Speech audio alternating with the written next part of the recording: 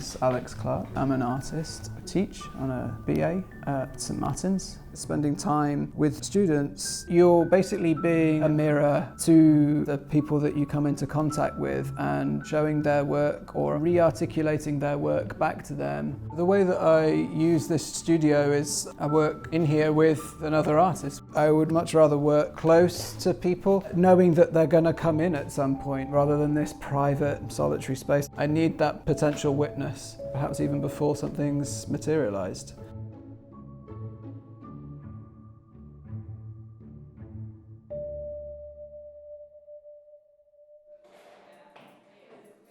Is writing more important for you in your art? Is writing more important than making in the end? It seems like it is a driver. I began again with let's call it writing, as a means to then begin painting again.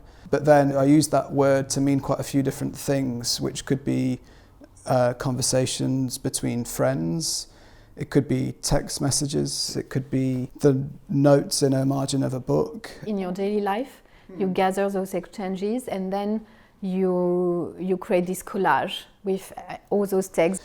That's all gathered and collected and edited and agonized over and just seeing how it feels, just living with it for a while, and then some of it sticks and some of it doesn't. So art is a way for you to create connection between the art and the viewer, between you and the viewer.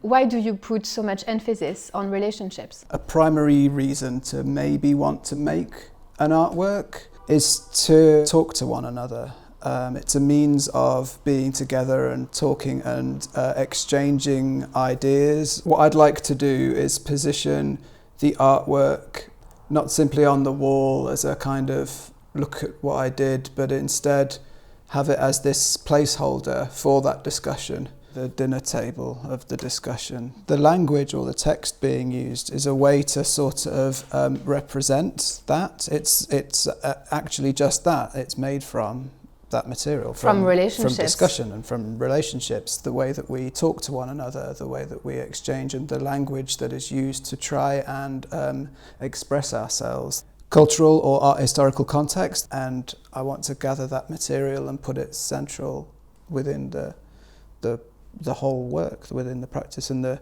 drive behind going to the studio at all. Yeah, so you see relationships not only as like the human relationship, but our relationship with one another and with history, with the past painters. Basically, it's relationship. Yeah. In a global meaning of relationships. Merged together into this inhabited research. I'm interested in making those things human and emotional and not removed from daily life.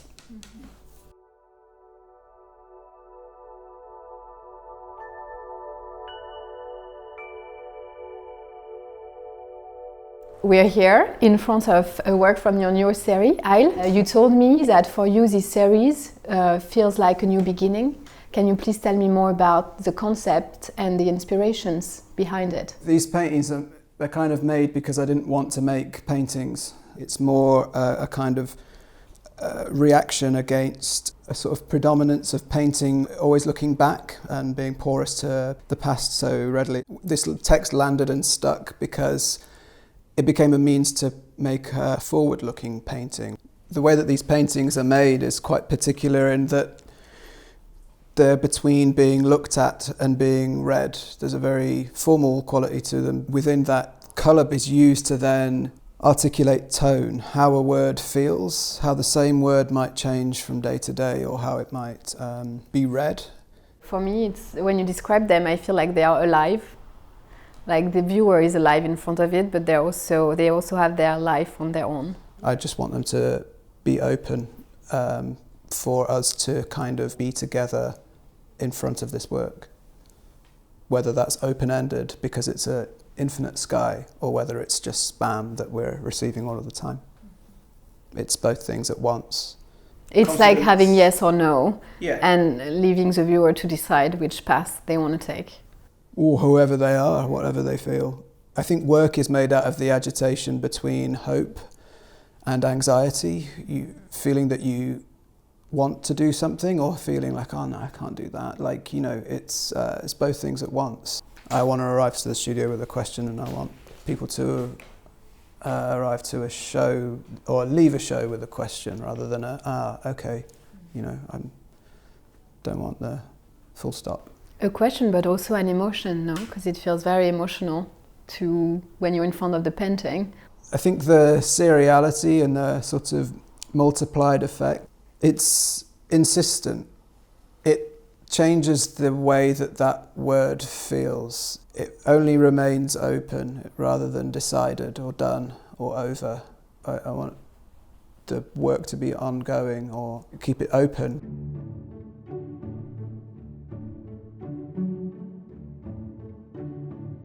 The work in situ is about how I hate you, but the situated works are about how much it hurts. Right. Where is this quote coming from? It comes from Daniel Buren. He would differentiate between a work in situ and a situated work. It's kind of just taking it and reducing it into this love-hate polarity. And here in this series, in terms of color, you're only using black and white. Yeah, hopefully they really don't have that much to do with being a painting. You could miss the fact that they're paintings. And why do you want to create a painting that is not a painting? You want to reach the limit? I kind of want to remove how little visual language I can use and just use text as the means and the feeling, tone, form of the work itself. All of the references aren't visual anymore. You know, Buren isn't there. There's no visual cue towards Buren other than that it's taking his text or language.